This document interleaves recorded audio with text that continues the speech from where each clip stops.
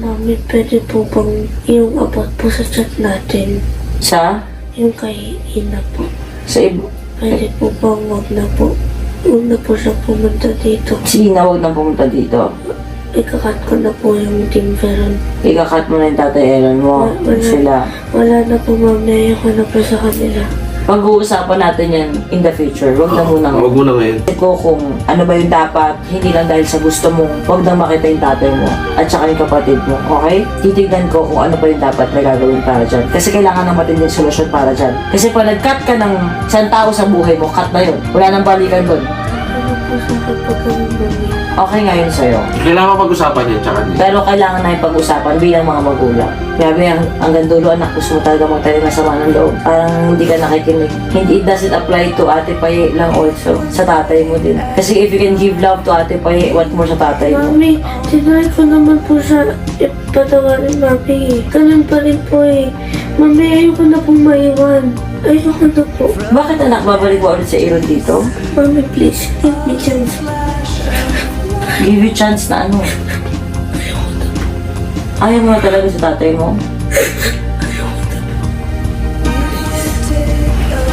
Bakit? Bakit ayaw mo na sa tatay mo? Kung dadalaw lang naman, ayaw mo talaga? Bakit? Ayoko na po. Mami, napakaya naman ako na walang sustento niya. Hindi, may sustento anak ang tatay mo. Hindi nagmimintis ang tatay mo ng sustento. Simula na Ayoko kung... na, Mami. Ayoko na nga po. Nabuhay naman ako ng ganun eh. Mami, dito po. Please, ayoko na po. Please. Bakit ka ba nasaktan, anak? Mami, pagod na ako magbigay ng chance. Sa totoo lang po. Pero ngayon, ina-apply ko po sa sarili ko na magbigay ng chance. Mami, sobrang dami ng tumaan. At nagbibigay po tayo ng chance, Mami, di pa po. Pero ngayon, please po. Please, Mami, ayoko na po.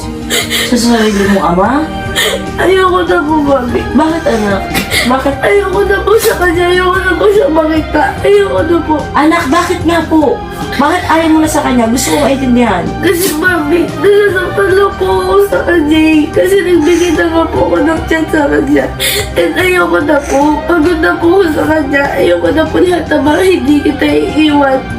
Ayoko na po, Mami. At saka ayoko na po talaga sa kanya. Anak, bakit mo nga ayaw sa kanya? Ba't ka nangasaktan? Ano bang ginawa niya? Yung papunta pa po tayo, nag-effort pa po tayo. Tapos wala pa rin siyang pake. Napunta tayo ng Laguna. Eh may sinasabi mo, tayo pa yung lumalapit. Eh pupunta naman sila dito eh, dadalaw naman yung bata. Kahit na po, Mami. Kasi wala po yung pake sa akin. Paano mo nasabing walang Mami, pakasal? 9 years ka po. Kaya niya po walang tero niya. Tapos nung bumalik siya, iniwanan niya din ako ulit. Sa tingin mo, Mami, hindi ako magagalit doon. Anak, kasi totoo lang pag may sarili na kasing pamilya, anak, bukod talaga. Kaya nga, Mami. And respect ko po yun kasi may family na siya eh. And ayoko na nga po sa kanya, Mami. Ayoko na po. Yun nga po eh, Mami. Ayoko na po sa kanila.